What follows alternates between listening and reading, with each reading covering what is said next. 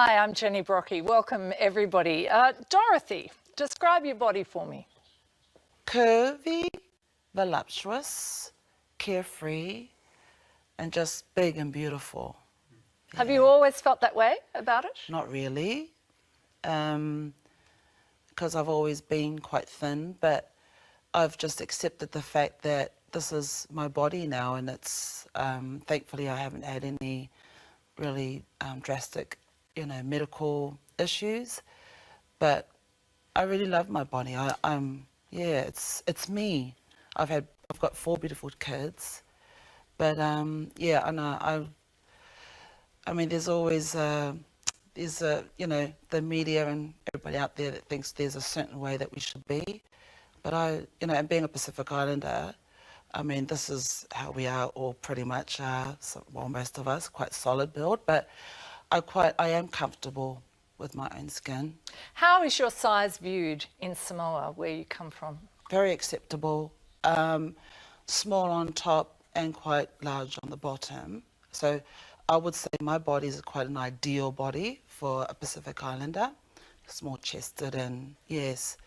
But so how would you be viewed if you were skinny in Samoa? Sickly body, not acceptable. It's not, you're sick, you're an outcast. And how do you think the size that you are is viewed in Australia compared to Samoa? Well, I think they'll probably think I'm brave to get up here and say that, I love my body, Jenny, what about you? How do you think your body is viewed here in Australia? Oh, well, I think that there tends to be a perception that fat is linked with, illness, undesirability, perhaps laziness, gluttonous, those kinds of words. But how do you feel in yourself about your size?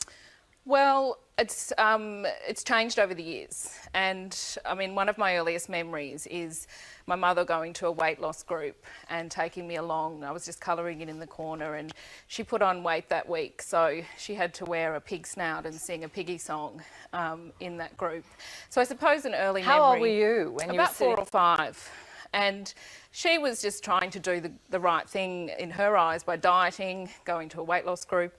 And I suppose the shame attached to that image carried through for me. And So were you actually really then aware of your own weight at that age? I think, 8 was probably the first age I remember because I said to Mum I'd like to be thinner. And she said, well, you can go on a diet. You're 8 in this picture, is that right? Yeah, that's right. Now, this is when you're on a diet. Yes. You don't look overweight, particularly overweight to me.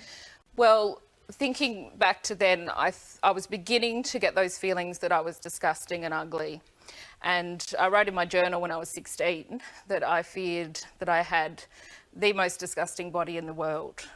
So that's the level of fat hatred and fat phobia that can come out of weight critique and food restriction, I believe. Have you tried to lose weight? Oh, I tried for 20 years. I started formal dieting at 16 with Herbalife and then onto calorie counting, light and easy, Weight Watchers, all of those. And, I'm a writer and just observing the fact that diets didn't work, that they inevitably failed and I put the weight back on. So at 28, I started to question what I was doing, Okay. Julius, you're a fitness trainer. What do you think of Jenny and Dorothy being happy with their bodies? I think that's fantastic. Are you healthy?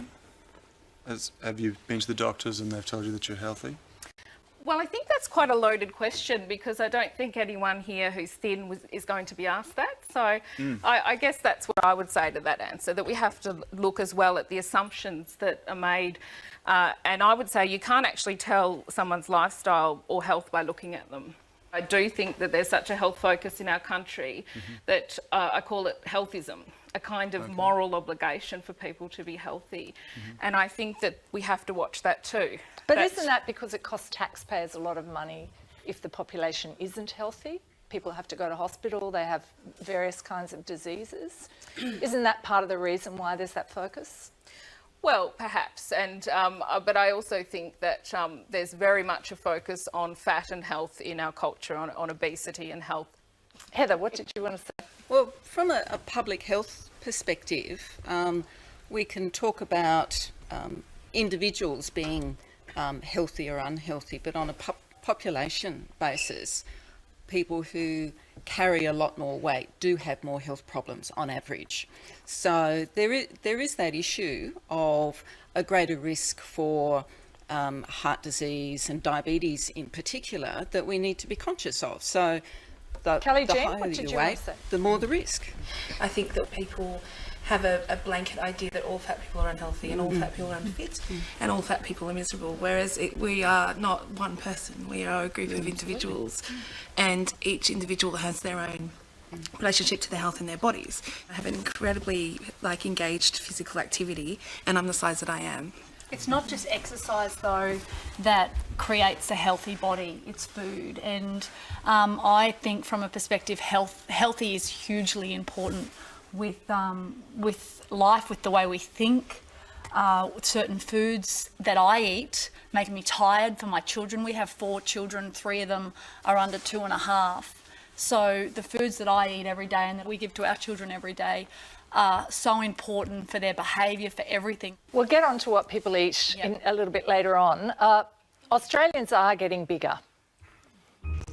Since 1980, the average Australian's body mass index has gone from 24.9 to 27.7 for men and 23.6 to 27 for women. So what do these increases mean? Let's take Mr. and Ms. Australia from 1980. He weighed just over 77 kilograms. She weighed 62. In 2009, the equivalent couple are almost 9 kilos heavier. That extra weight is equivalent to an adult female koala, or 180 donuts. Okay, so we've all acquired a koala in those intervening years. How many people here have tried dieting? Just a show of hands. I've tried Jenny Craig, I've tried Light and Easy, and I've tried Weight Watchers, as well as, there was another one that I've tried, but I can't remember. So I've tried about 4 or 5 different weight loss programs. And how'd you go?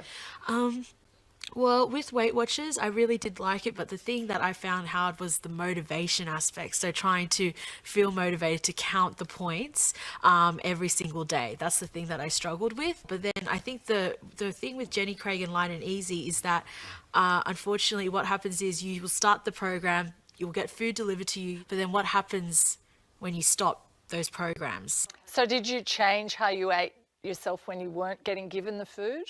Or did you just slip straight back into what you were? I tried to, but I slipped right back. And what were you eating? What are you eating? I will admit that my portion sizes are quite big, and I'm trying to eat a smaller portion because they say, for example, you should have like a handful or 1 cup of rice, whereas I think I tend to eat a bit more, like 2 or 3 times more, because my mom's food is really delicious. So. Okay, I'm just wondering what's driving people to go on these diets. Yep. Yeah. I think it could be a cultural factor because, like you mentioned about coming from an Indian background, it is, we have a standard of, we have this criteria to judge, and being obese or just chubby can make you automatically fat. So very different in India to Samoa. That is, yes. Yeah. Why is it only the women speaking up about this when we know that men are more inclined to be overweight and obese? Yep. Yeah, well, I was a lot bigger than I am now. I was 280 and I'm now 280 kilos? Yeah, I'm 110. And I did it by counting calories and doing as much exercise as I could. But that's my journey. And so I don't judge other people at all. How did you feel inside yourself, yourself when you were that weight? Body image, yeah, that kind of got me. But what got me was that there is outright discrimination, but not said out loud discrimination.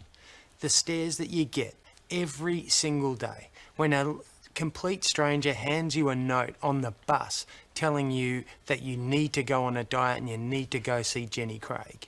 That when you have families laugh at you, when you have kids giggle at you all the time, and also that whole thing about laughter with it, that it's a joke. And the way I described it is it's the last thing of bigotry that you're allowed to get with if you're a stand-up comedian. You can bag out fat people all you like and you get away with it and no one has a problem with that because they go, that's funny, isn't it? They're fat. Louise, you're a psychologist. You specialise in eating issues and body image. Describe your clients for us. How do they see themselves when they get to the point where they come to you? Very distressed about their bodies and very upset and frustrated with this continuous cycle of dieting and then regaining the weight. And basically the evidence is just in that diets don't work. You know, dieting, within 5 years, you know, most people have regained the weight. The failure rate for dieting is so high that if a diet was an operation, no one would go and have it.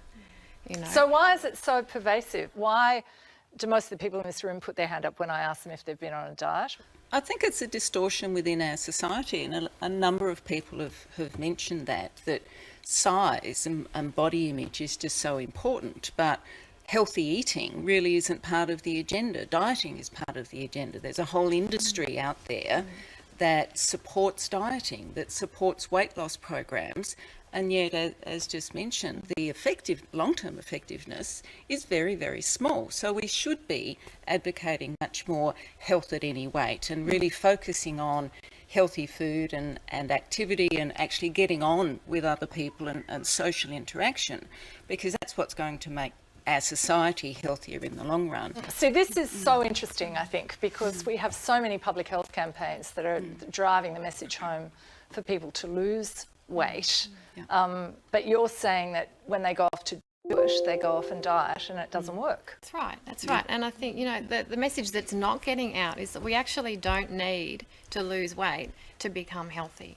You know, I think we need to be focusing much more on health behaviours and helping people to have self-care and movement for the joy of it, as opposed to kind of getting calories in, calories out. We really need to shift the messages. And I think at the same time we need to empower people to look after themselves rather than trying to lose weight based on shame and self-hatred, because that doesn't help people, you know, with anything. So can you be fat and healthy? Absolutely. Absolutely. I mean, there's those very large studies coming out saying that around 30% of people in that kind of obese range are actually perfectly metabolically healthy. Julius, I wonder whether you think people shouldn't be as big as some of the people in this room are. Do you think that's the case? No, I think it's up to everybody to be as big as they want to be, but if you're not happy with your size, don't try and make excuses and reasons as to why you are happy with your size when you're clearly in your head you're definitely not happy. And if it's a reason, you know, people say that they eat for comfort. Is it because you are obese that you eat for comfort? If that's the case, then just face the fact that you're not happy with your size, and rather than making, you know, reasons around you as to why you're not. Sorry, Jenny, there's too much emphasis placed on the discrimination of fat people. What we should be looking at is the health aspects for everybody. Being fat is not good for the individual, it's not good for society, and it's certainly not good for the health dollar. I mean, the medical system is buckling under the sheer weight of the 60% of people that are overweight and obese. And I'd like to see the documentation that says that an obese person, someone that's 150, 160 kilos, can be healthy. Can someone be fit and fat? Yes, someone can be fit and fat, but to be an ideal weight and fit is better than to be fit and fat. And fit and fat are a very small minority of that 60%. Is that right, Heather? You're a public health expert. Well, as you go up in size, the risk of chronic disease also goes up. So yes, there is the increased risk, and it is costing our health system something like, in total, something like $60 billion, because our community as a whole has greater size. You're talking about the Samoan community and other Pacific Island communities. Yes, they're larger as a population now, but a couple of generations they weren't.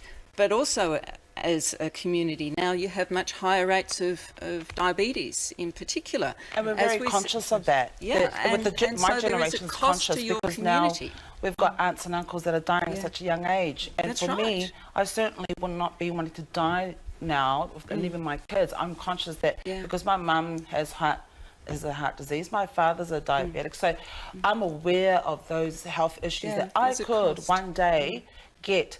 Your GP is here, and Paniani, you deal with a lot of Pacific Islanders in your practice, don't you? What sort of advice then do you give someone like Dorothy about her weight and about eating and health and exercise and so on? It's a bit difficult because Dorothy comes out of a cultural background where being fat is encouraged and being attractive as well, versus the health issues that they are facing now. So I would tell Dorothy that I find 80% of my patients have some sort of chronic problem. And you associate that with their weight? And I associate it with their weight. Godifa, you came here from Ethiopia as a refugee almost 20 years ago. How much did you weigh when you arrived in Australia? About 48. And what did you weigh after a couple of years here? It's 94. So 2 years and you virtually doubled your size. Yeah. Once you come to Australia, so it's you got everything. You got the food. Yes, McDonald's was new. It's new McDonald's. All the junk foods that you get on the street. Pizza and all of that. So, but it's not only I think the food. It's the quantity of the food itself, because I have a habit. I don't really get up from the dinner table until either I am full or also the food is finished on the plate. And also, like Dorothy, it is culturally. What I know is thin people are sick. And those people who are fat and good body build, they are healthy. So when you went back to Ethiopia to visit and you were that much bigger, what did the people who knew you say? They were excited. They were celebrating because I am really in a good. You look good. You look fantastic, and I believe that. And what about now? What about your weight now? I'm 73, 74. So I really work hard. I didn't know. What made you work hard? What pulled it back for you? The doctor's warning, and I just went to the hospital for some respiratory issues, and the doctor said, your weight is another factor, and I found it hard to believe the doctor that I am, I'm sick because of my weight. Juliet, can you relate to this? Because you came here from Zambia, yes? Yes, I came from Zambia, and what he's saying is true. When I came here, I think I was twice, or maybe, I was very, very small. I was a size 12 when I came to Australia in 1996. And when I went back home, when someone tells you you are big or you've put on weight, it's a compliment rather than criticism. Yes. My parents, my in-laws, they were so excited when I went back because I had put on weight. What happened to your health? I'm diabetic at the moment. I'm type 2 diabetic. I've got diabetes type 2. And after it was gestational, when I had my last child, who is 8 years old, and I was on insulin when I was pregnant 4 times a day. So I had put on a lot of weight. So that changed my habits of eating because I put on a lot of weight in a very short time. Andre, you study the eating habits in migrant communities. How common are those stories? Yeah, they are really very common, but actually what's not coming out as they talk that can relate to the people who spoke earlier is the societal pressure. Because once you come to Australia, if you don't put on weight, then you look ridiculous. So you have to put on weight to fulfill the societal pressure back home. That's the pride you get, and so when you go back, there is a sense of satisfaction. But the food they eat, while here you call it unhealthy, for them they call it food for what people? Food for rich people. So it's a food they could never afford back home, but while you call it unhealthy, but for them, it's actually the food everyone aspired to eat prior to migration. There's about 8,000 or 9,000 lap bands done around the country a year. So how old were you when you had the operation? 20. I had it done in December. My lap band eroded into my stomach.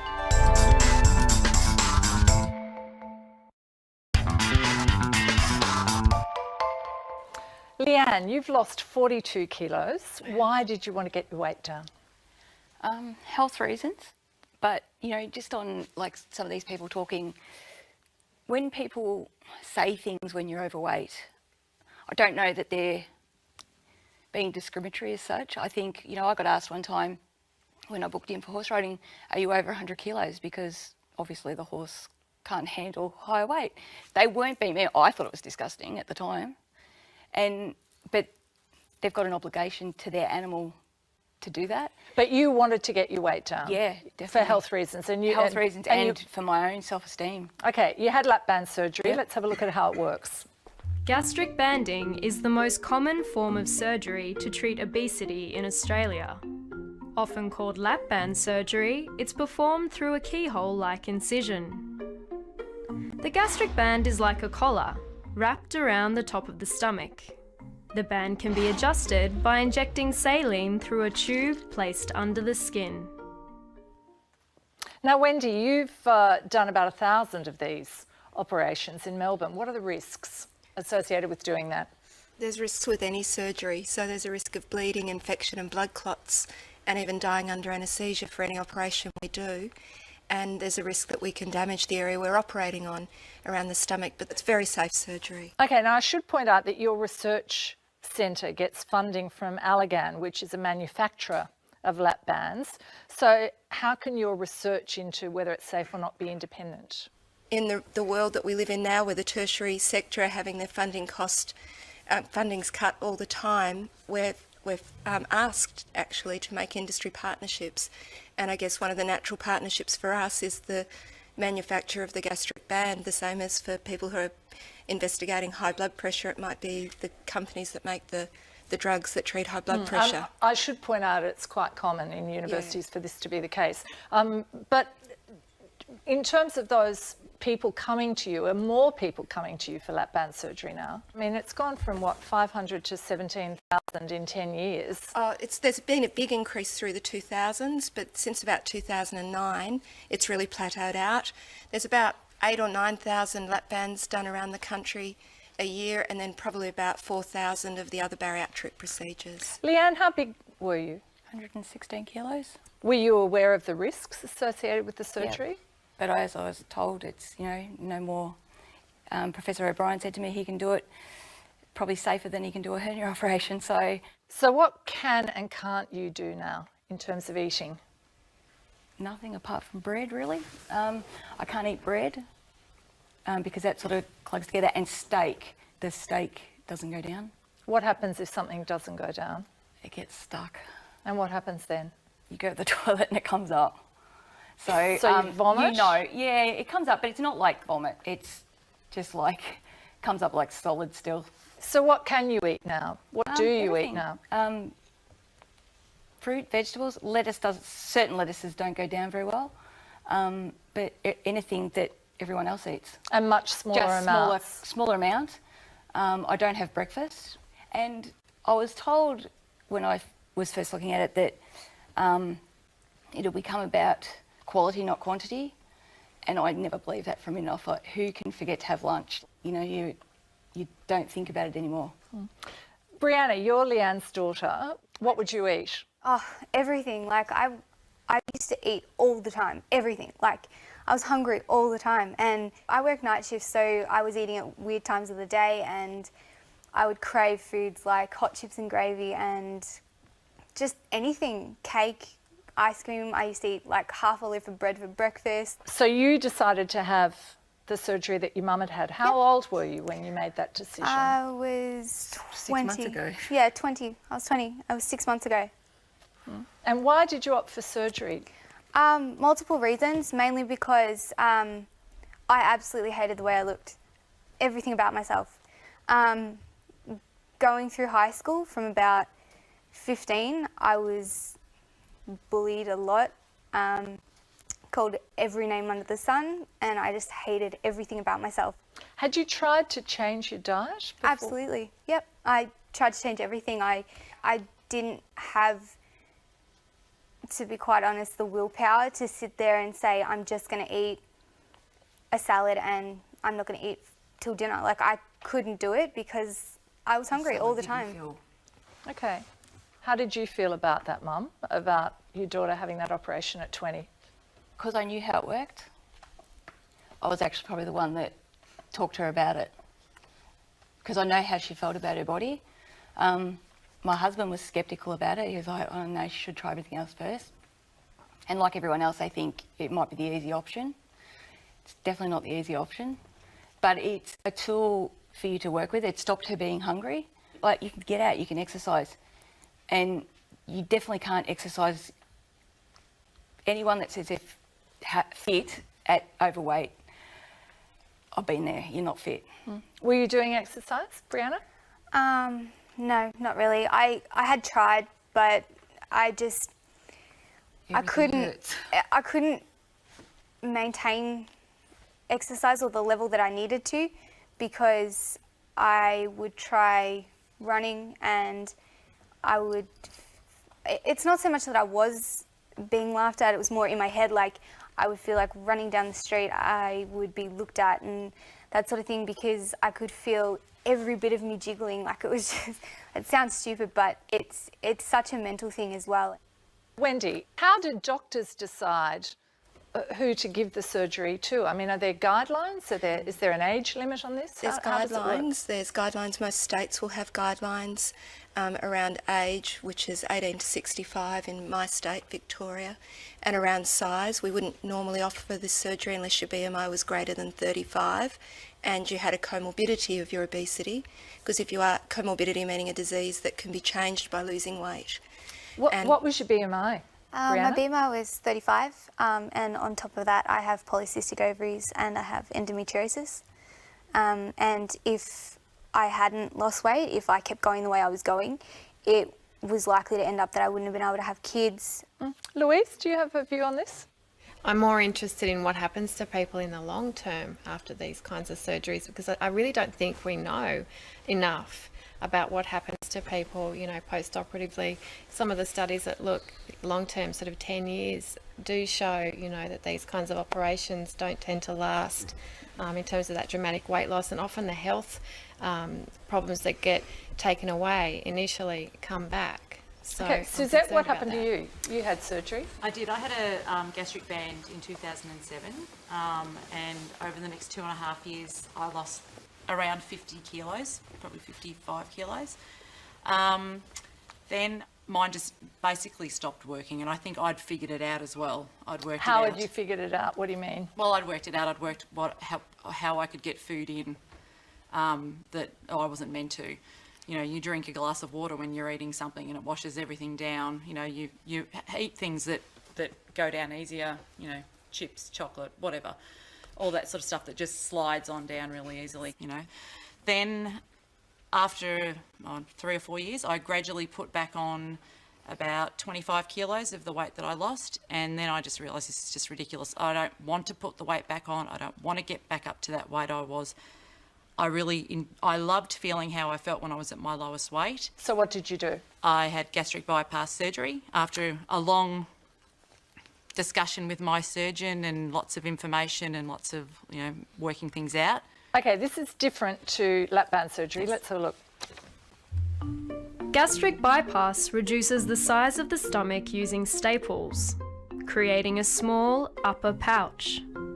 The lower part of the small intestine is then connected to this new pouch.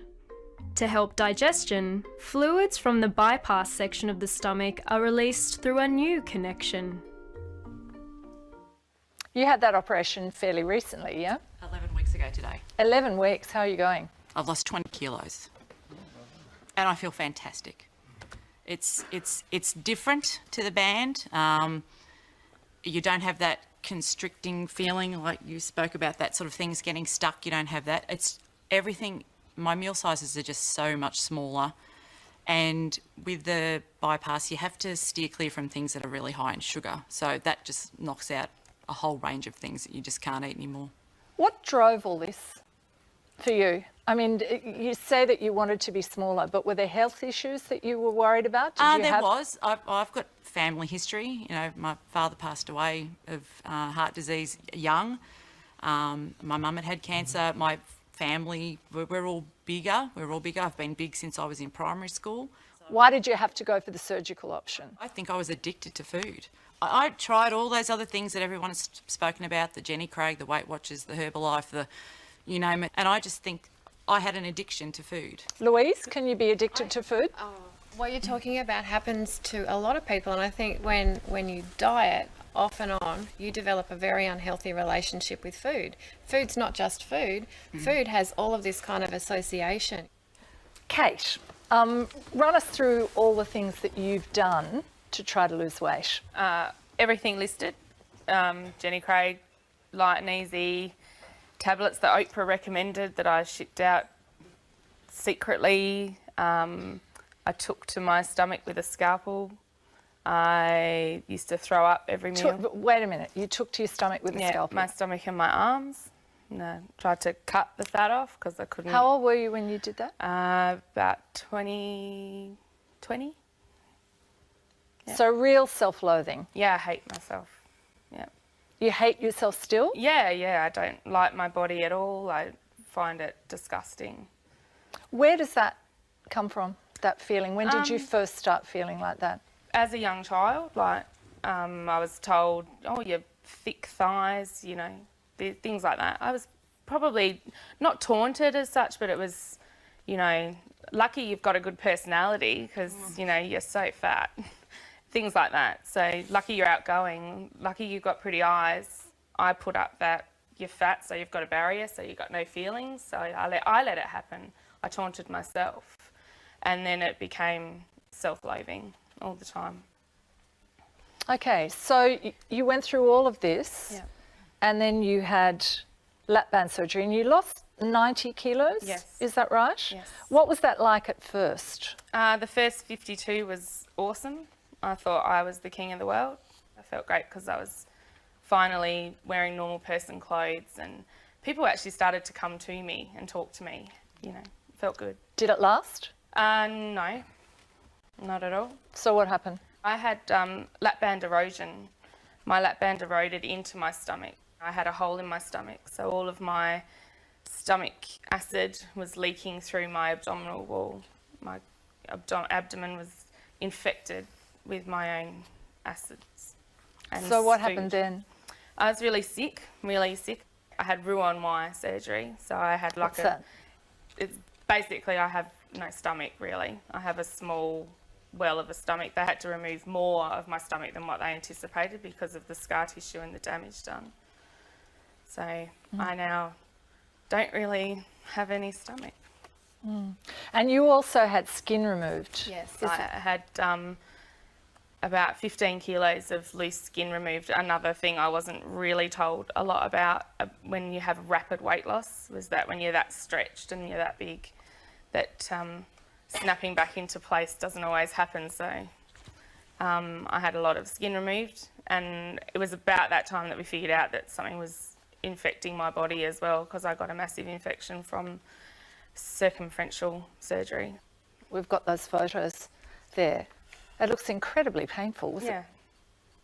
I had the surgery 12 months ago, and now I actually have a massive incisional hernia that now I'm on the public health system waiting to have that removed as well. You sound angry about I'm really this. angry about it. I'm angry that people are misinformed. I'm angry that they're doing it on 20-year-old girls. Really angry. You know, the idea that you can be buried with this thing, that it can be increased and decreased, and it's not at all.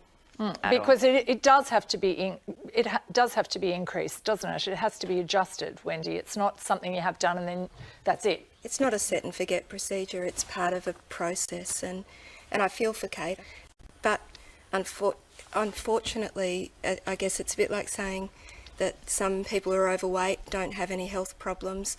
some people who get these surgeries get complications. But the surgery, you need to be informed. Oh, you That's do, my absolutely. biggest thing, And it's is a that you're so misinformed. Well, why do you sold say a you're product. misinformed? You're sold a product. You're willing to lay out $10,000 and you're sold a product. It's the same as going to Jenny Craig and being told for $10 a month you can use 10 kilos. People buy that. We pay the money for the lap band because we're buying it. And fat people are vulnerable people. Fat people that dislike themselves, not fat people that are happy with themselves. We're vulnerable. We're scared, we're lonely, we're depressed, so we're vulnerable. You tell me I can lose 50% of my excess weight, I'm going to do it and I'm going to pay for it. And because I'm willing to outlay the cash for it, you're going to do it. And you're sold a product. That's all you are. Suzette, what did you want to say? I had my surgery 2007 and I was completely informed about the erosion, ports flipping, you know, anything, everything. And I was even given the choice of a bypass back then in 2007. And the gastric sleeve was even mentioned as well. Which is a more drastic surgery, yeah? I've been sicker since having lap band surgery than prior to. I've had 1 to 2 surgeries over the last 7 years, every year. And I had no diseases. I had no high blood pressure, no heart disease, no respiratory problems, no joint problems. I had no diabetes. I was just fat. I was the classic victim of the diet. I'd do the extreme dieting. I'd lose 5 kilos. I'd feel great. Then I'd lose 7 and then it would plateau, that famous plateau that everyone gets to. And I'd get depressed and down about it. And, you know, it's the whole comfort eating thing, I suppose. Then I'd try another diet, or I'd detox and try another diet. And so I was that person. Can you honestly say that you are 100% happy and healthy? I think it's really interesting that I feel like I need to justify my existence in this room. No, but hang on a minute. You asked her to justify her decision.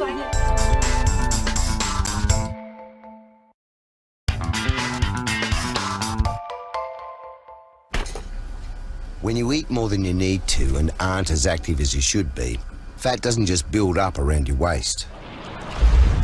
A toxic fat also builds up around your vital organs, releasing dangerous levels of chemicals that bring heart disease, diabetes and cancer closer. Fat around your waist is bad, but toxic fat around your vital organs is worse. Dorothy, what do you think of that ad? Man, dang. Why don't they have something about people who are slim that, you know, they get too skinny that they're going to get diseases? Like, it's always concentrated on fat. Like, Godfrey, what about you? What do you think of that ad? I think for me it is scary. It doesn't tell you anything rather than a scare, terror. Jenny, what do you think of the ad? I would argue it's negative. I think even using terms like toxic fat, I mean, there's really no such thing. That's just made up for the ad. And I think a lot of these kinds of ads are quite negative, like the most recent one that I saw on the tram, which was partly Diabetes Australia, and it's what we call a headless fatty. So you see this portion of the person, which you often see in the media, and it allows people to disconnect from fat people, to not feel that empathy. It's very a disembodied image. Kate, what about you? What did you think? That's scary. It's scary when you know what's going on inside of you. It's actually worse than what it looks like on the outside. But I've got a favourite saying, and it's called skinny fat. And there's people out there that are skinny and they still eat crap. I've got friends that have got cholesterol problems that are the ideal BMI, the ideal weight. They've got cholesterol problems, heart disease, diabetes, and they're skinny. Wendy, would you consider that a success if somebody just lost the weight but had all the other problems? No, not at all.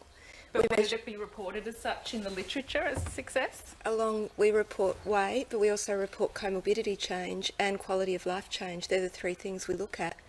And I've had patients that have only lost 5% of their extra weight or haven't lost weight at all, but for their weight being stable for them is what they were looking for, and they've seen an improvement in their health and sense of well-being. And to me, I'm just as happy with them as I am with the rare one that has lost the most. I don't think you've answered my question. But I think the vast majority of people only lose about half of their extra weight. So we're bringing people down from a BMI of 43 to a BMI of sort of 33. We're not making people into the normal healthy weight range. We're just making them healthier, and we always report weight, health and quality of life, and it's the three things we look at. Heather, we know that Australians are, I mean, we saw earlier, Australians are getting bigger despite all the anti-obesity campaigns and ads like that. Why? Why are we getting bigger? Well, there's a number of social changes that have occurred, and a lot of people have mentioned about fast food and high fat, high sugar food being readily available. It's cheap, it's promoted a lot to children. And one of the things that was also raised is having the skills to know, well, what is a normal size? And are we focused on teaching our children a healthy relationship with food? Are we teaching the right things though, do you think? Well, there's only a few schools that run, cooking classes in primary school. Now, surely having the skills to prepare food in the way, whatever way one wants to, but actually having the skills and control oneself to be able to do that, surely that it should be considered a basic skill for all young people in our society, but it's not valued in our education system. We also know that junk food can be a lot cheaper sometimes than buying healthy food. Yeah. And with the economic downturn, junk food relative to healthy food has become cheaper. Louise, what do you think of ads like the one we saw? I think if we're going to spend money on advertising, we should spend money on this is how to look after yourself, and maybe not messages about have a surgery option or go on a diet, but things like psychologists teach, like get in contact with things like hunger and fullness, learn mindful eating, get that relaxed attitude towards food, that I think is the foundation of health. I think one of the prevailing things that are happening here is that what I'm hearing is this intense sort of discussion around self-hatred and when you're in a bigger body. And I wanted to ask people, like down the front there, you who's 20, is your life better? Are you happier? Is everything better now that you're slightly smaller than you were before? I mean, I think one of the things let's get an answer to the question. Are you? Absolutely. And I'm not a little bit smaller, I'm a lot smaller. And I did do research into everything. I can still have kids, and that may not have happened if I had stayed the size I was. Like, my question to you is, can you honestly say that you are 100% happy and healthy? Like, you have no medical conditions whatsoever, you have no problems at all with your health at your weight as compared to... Can we have an answer? No. The question's been asked. What's the answer? I think it's really interesting that I feel like I need to justify my existence in this room. No, but hang on a minute. You asked her to justify her decision. I asked her if she was happy. I didn't ask her to justify what her health issues now or if there is any. But have you got any health issues? No, I'm perfectly happy. I'd love to know, like, what do you see as healthy with eating? Yeah, it's interesting that you've just assumed that I eat bad food because of no, my I know. size. I'd love to know, because if you're really healthy, do you have any joint issues, or so you're completely... I swim 2.5 kilometres a day. I walk. I exercise all the time. I am in a synchronised swimming team, and I really resent the fact that I have to actually justify my existence and my ability to live in the world in a bigger body in a way. But we're all talking about health tonight. I mean, the whole show is about weight and health. No, so what it's we're not an talking unreasonable... about is surgery, and we haven't actually talked about the possibility that you can actually live in your life. No, but we in have. this body. We have talked about that. But all I'm saying is that a question to anyone about what they eat in the context of this program, anyone in this room, is perfectly reasonable, I think. But it's interesting that they've only been directed at fat people. No. It's not about being fat or not being fat. It's about what everybody eats. Well, it's about what everybody eats and what health is. What health you're conflating and No, I'm asking. No. I'm not conflating anything. I'm saying I think it's perfectly reasonable in the context of a discussion where you've got research that suggests that people who are overweight and people who are obese can be more prone to particular health problems. I think it's quite reasonable in that context when we're talking about diet, we're talking about losing weight, gaining weight, whether people are happy or not happy with their weight, for someone to say, what's your diet, in this room, in this context, seems to me to be perfectly reasonable. I think those questions have been asked a lot, and I guess what we're saying is that there are other ways to frame a discussion about fat, not just about health.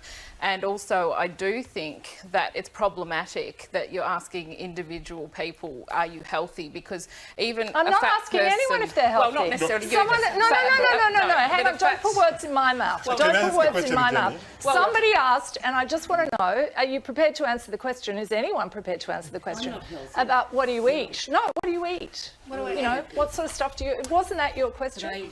What was your question, Shani? Yeah, she wanted to know what I ate. Because Julius asked, sorry, I don't know your Jenny. name, but Julius asked you before, Jenny, what you ate, and you avoided the answer.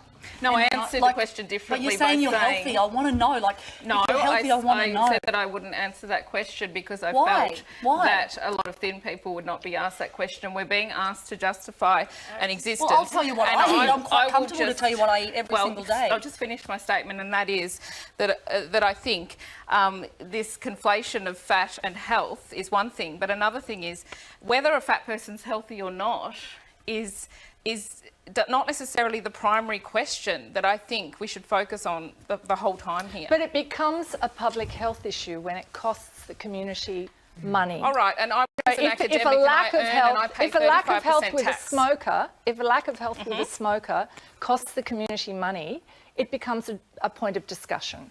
So why shouldn't it be a discussion about anything where there is evidence that it may be costing the community money for people to be carrying extra weight? Because I think it frames fat as a drain on society.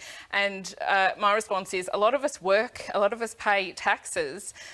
You know, we're not just a drain on society. And that is that kind of constant barrage of you're costing this, you're costing that. First of all, assumes an individual is the same as a group, and also assumes that we are only a drain on society. And then we talk about fat hatred as if, oh, you know, it comes out of nowhere. I just think that how the way the discussion is running is very indicative of the general prevailing attitude towards fatness and the refusal to even accept that potentially there can be other ways of living as in a healthy body. Saying fat power. I just want to know. What are you eating? Like, I just want to know, and I'll tell you what I eat, and we can work out. So that's what it comes down to. Like what you're saying is incredibly, like, it's such a small equation that you want to know what I eat. I eat salad. I eat meat. I don't eat carbs because they don't agree with me. I eat a lot of fruit and vegetables. I'm primarily vegetarian. Hang on one minute. I want to ask her a question. Heather, are there some people who just can't lose weight, no matter what they do? If we leave surgery out of it, I guess the question is how much of it is environmental. You know, how much of weight is environmental, is what you actually do with your body, and how much is genetic? It is very difficult to lose weight once you've put it on, and the figures cited earlier, 3 to 5% success rate with dieting. If you go into those cycles of dieting, you're likely to end up weighing more than if you didn't diet at all. You can carry extra weight, sort of BMI up to around 30, and in fact be slightly healthier than if you're normal to low weight. So there is a lot of social stigma associated with carrying extra weight that we're not dealing with within our society, which is forcing people into some of this drastic. Yeah. The reason I'm asking that question is the blame factor. You know, is that sitting behind all of this in a judgment about people's weight is very often blame. Is the idea that you're bringing it on yourself. You must eat. Your point. You must eat badly. You must have a terrible diet, and so on. I'm just wondering if we know the extent to which weight is, you know, something that you acquire through your behaviour, and the extent to which for some people it is just genetic. No matter what they do, they're going to be big. The answer to that is definitely, categorically, no. Everyone can lose weight. There's a simple equation. It's called energy in, energy out. If you're fat, you exercise, that's the energy out. And the energy in is the fat that you carry on your body. Everyone can lose weight. I know it's hard, but the question was, are there people that can't lose weight? And the answer to that's no. That's actually not true. Okay, Louise, you're saying it's not true. No, that's absolutely categorically wrong. There are, I mean, of course, what you're saying is true, that genetics haven't changed, but our environment's changed, and the genes and the environment interact. And genetically, there are many people who are very efficient at hanging on to body weight and will struggle with a calorie deficit to lose weight and keep it off. And that is just simple biology. And there's a lot of research to sort of show that what you're saying isn't correct. And we have to wrap up. We have to wrap up. We're running out of time, and we have to wrap up. Wendy, there's a